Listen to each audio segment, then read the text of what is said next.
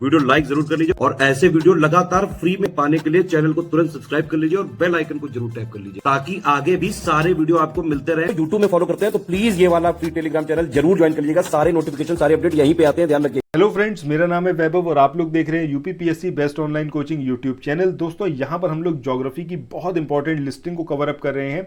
अभी जो समीक्षा अधिकारी का पेपर होगा, बीईओ का पेपर होगा, या फिर आप यूपी ट्रिपल एससी के किसी पेपर में बैठेंगे, या फिर अगर आप तैयारी कर रहे हैं उत्तर प्रदेश पीसीएस 2024 की, तो आज और अभी से शुरू करिए सारी चीज़ें, डिले बिल्कुल मत करिए। और ये लिस्टिंग वाले ये जो हमारे वीडियो आ रहे हैं इनको कंप्लीट देखिए, अपने माइक्रो नोट्स बनाइए और सबसे बेहतर ये होगा कि आप तुरंत स्टडी फॉर सिविल सर्विसेज के साथ जुड़ जाइए, क्योंकि यहाँ पर स्टडी फॉर सिविल सर्विसेज हमेशा की तरह बेहतरीन कंटेंट प्रोवाइड करता है। आपकी सफलता में सबसे बड़ा श्रेय जो होता है वो स्टडी फॉर सिविल सर्विसेज का ही रहता है, क्योंकि हम आपको एक दिशा देते हैं, उस दिशा पर आप मेहनत करते हैं और फाइनली सफलता आपको मिलती है। ठीक है। सो आज का ये वाला जो हमारा वीडियो रहेगा इसमें हम आगे बढ़ें इससे पहले एक इंपॉर्टेंट न्यूज़ है आप लोगों के लिए कि भाई जो हमारे नए ग्रुप्स स्टार्ट हुए हैं, पेड ग्रुप्स, उसको ज्वाइन करने के लिए आप सिंपली 7523864455 8564880530 और 9696066089 इन नंबर्स पर आप कॉल या फिर व्हाट्सएप के माध्यम से संपर्क कर सकते हैं। ज्ञान सर से व्हाट्सएप करना चाहते हैं,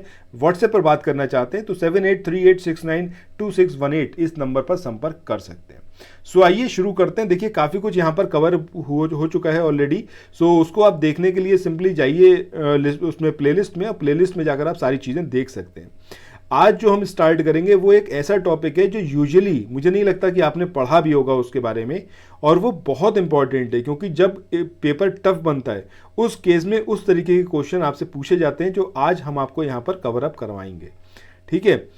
अब देखिए ये जो आप देख रहे हैं जलवायु या फिर भारतीय जलवायु का कोपेन का वर्गीकरण, जो कोपेन ने क्लासिफिकेशन किया था इंडियन क्लाइमेट का, उसके लिए अलग अलग कोड दिए थे उनने, और उन कोड के हिसाब से उन्होंने जलवायु का जो प्रकार था वो बताया था, उसकी विशेषता क्या होगी, तापमान कितना होगा, उसमें वर्षा कैसी रहेगी, और भारत के कौन कौन से क्षेत्र हैं जो उस कोड के अकॉर्डिंग या फिर उस जलवायु के प्रकार के अंदर सूट करते हैं, उसमें बैठते हैं, उसको डिवाइड करा गया, क्लासिफाई करा गया।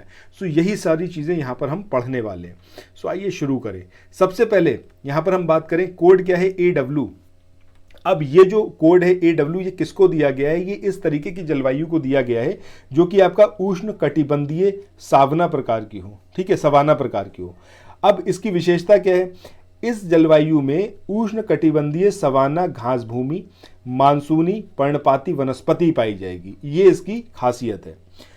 अब यहां पर हम बात करें भाई टेम्परेचर कितना रहेगा, तो टेम्परेचर जो है सबसे गर्म महीना मई का, जिसमें मैक्सिमम टेम्परेचर कितना 40 डिग्री सेल्सियस और न्यूनतम कितना रहेगा 27 डिग्री, और सबसे ठंडा महीना जो होगा वो कितना रहेगा जिसमें टेम्परेचर 18 डिग्री सेल्सियस से अधिक, दैनिक और वार्षिक तापमान की ऊंची सीमा इसके अंदर रहेगी। ठीक है। तो ये जो एक प्रकार है जलवायु का, ये आपका AW इसको कोड दिया गया है।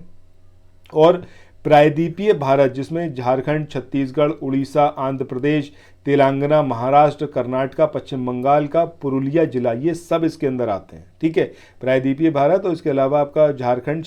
दोस्तों वीडियो में आगे चलें इससे पहले एक बहुत इंपॉर्टेंट सूचना है आप लोगों के लिए। अगर आप लोग उत्तर प्रदेश पीसीएस 2024 के लिए तैयारी कर रहे हैं, आप समीक्षा अधिकारी के लिए तैयारी कर रहे हैं, या फिर बीईओ के लिए तैयारी कर रहे हैं, सो किसी भी संस्थान को ज्वाइन करने से पहले उसके बारे में ज़रूर जानिएगा।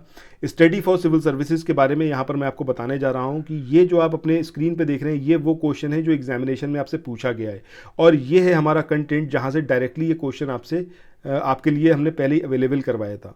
तो इन टोटल अगर हम बात करें तो आपका 125 क्वेश्चन से ज़्यादा क्वेश्चन आपको स्टडी फॉर सिविल सर्विसेज के मटेरियल से ही मिले हैं।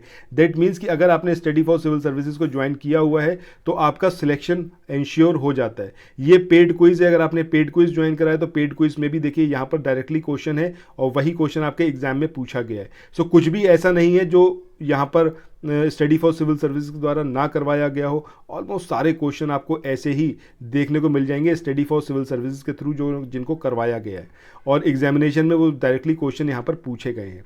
सो आप लोगों को ये मेरा सजेशन है कि अगर आप लोग तैयारी कर रहे हैं बीईओ की, आरओ की, उत्तर प्रदेश पीसीएस की, तो ये जो आप अपनी स्क्रीन पे नंबर देख रहे हैं 7523864455 8564880530 9696066089 इन तीनों में से किसी भी नंबर पर कॉल कॉल या व्हाट्सएप के माध्यम से हमसे संपर्क कर सकते हैं। इसके अलावा ज्ञान सर से व्हाट्सएप के माध्यम से आप संपर्क करना चाहें तो आप ये 7838692618 इस नंबर पर आप बात कर सकते हैं। देखिए यहाँ पर ये बताना सिर्फ इतना सा ही मेरा पर्पस है इसको बताने का, ताकि आप किसी और के ट्रैप में ना फंसें, आप वहाँ से अपनी तैयारी को स्टार्ट करें, उनके मार्गदर्शन में अपनी तैयारी स्टार्ट करें जहाँ से आपकी सफलता सुनिश्चित हो। क्योंकि आज की डेट में अगर आप बात करें तो भाई समय ये सबसे कीमती है। जो मनी है वो इतनी वैल्यू नहीं रखती, बट आपका टाइम बहुत मायने रखता है। एक साल जो आपकी तैयारी होगी वो डिसाइड करेगी आपका पूरा आने वाला फ्यूचर। सो आप अपने टाइम को वेस्ट बिल्कुल ना करें, वहाँ इन्वेस्ट करिए जहाँ पर आपका सिलेक्शन इंश्योर हो रहा है। तो ये स्टडी फॉर सिविल सर्विसेज के थ्रू जो पढ़ाया गया है, जो स्टडी मटेरियल प्रोवाइड किया गया है, सो उसी के यहाँ पर ये स्क्रीनशॉट है जिससे आपको ये पता चल रहा है कि भाई कौन कौन से क्वेश्चन आए और कहाँ से क्वेश्चन आए हैं। एक एक चीज़ आपको यहाँ पर देखने को मिलेगी स्टडी फॉर सिविल सर्विसेज के स्टडी मटेरियल से पूछी गई है, जो अभी पीसीएस का 14 मई को पेपर हुआ है। सो मुझे लगता है कि आप लोगों को ये जानकारी होना बेहद ज़रूरी है कि आपको कहाँ इन्वेस्ट करना चाहिए, किसके मार्गदर्शन में अपनी तैयारी करनी चाहिए। सो ज्ञान सर को आप तुरंत ज्वाइन करिए, स्टडी फॉर सिविल सर्विसेज को।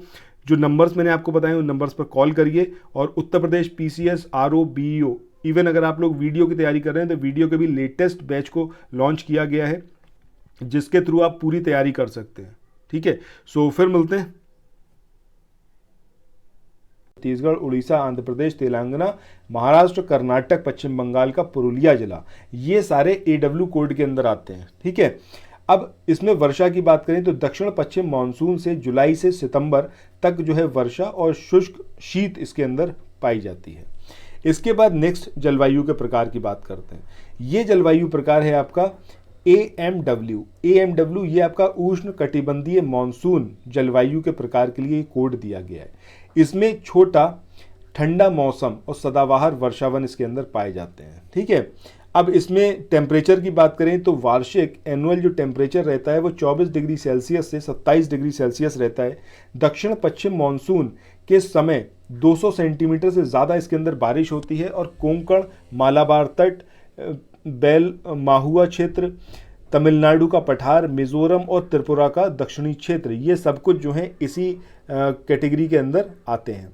इसके बाद नेक्स्ट बात करें तो अगला जो जलवायु का प्रकार है ये आपका AS उष्ण कटिबंधीय आर्द्र, इस तरीके की जलवायु होती है जिसको कोड दिया गया है AS। अब इसमें अगर हम बात करें किसकी कैसा इसका मतलब विशेषता क्या है, तो शुष्क गर्मी इसके अंदर पाई जाती है। इसमें मासिक तापमान 18 डिग्री सेल्सियस से ज़्यादा रहता है। बाकी अगर बारिश की बात करें तो बारिश 75 से 100 सेंटीमीटर, कुल बारिश जो है 75% सितंबर से दिसंबर प्राप्त होती है। कोरोमंडल तट के सहारे पतला जो क्षेत्र है वो इसी कैटेगरी में आता है, इसी जलवायु के वर्गीकरण में आता है। इसके बाद नेक्स्ट यहाँ पर हम बात करें तो BSW, देखिए ये कोड बता रहा हूँ, जो आपको उसकी विशेषता बता रहा हूँ, ये मतलब जलवायु का प्रकार, ये ज़रूर याद रखना है। एग्जामिनेशन में ये पूछा जाता है कि कोपेन ने ये जो कोड दिया था ये किस प्रकार की जलवायु के लिए दिया था, या फिर कौन सी जलवायु के प्रकार के लिए ये वाला कोड होगा। इस तरीके से क्वेश्चन आता है, तो ये कोड और उसका जलवायु का प्रकार ज़रूर याद रखें। अगला कोड जो है वो आपका BSHW, ये आपका अर्ध शुष्क स्ट्रेपी के लिए है। मार्च से मई तक गर्म और शुष्क गर्मी इसमें रहती है, इसकी विशेषता है। उच्चतम तापमान जो है वो 40 डिग्री सेल्सियस इसमें पाया जाता है। इसके अलावा मौसमी वर्षा गर्मी में, ठीक है, ये इसमें होती है कर्नाटक, तमिलनाडु, पूर्वी राजस्थान, गुजरात, दक्षिण पश्चिम हरियाणा के वर्षा छाया क्षेत्र जो है वो सब कुछ किसके अंदर रहते हैं, आपका BSHW, ये जो कोड है इसके अंदर। इसके बाद नेक्स्ट यहाँ पर हम बात करें CWG की। अब ये जो CWG है ये क्या है, ठीक है, किस प्रकार की जलवायु के लिए ये कोड दिया गया है, तो ये है आपका मध्य ऊष्मीय जलवायु, गंगा के मैदान के प्रभार की जलवायु, इसके लिए CWG ये कोड दिया गया है। गर्म मरुस्थल प्रकार की जलवायु और शुष्क सर्दी, ये इसकी विशेषताएं हैं।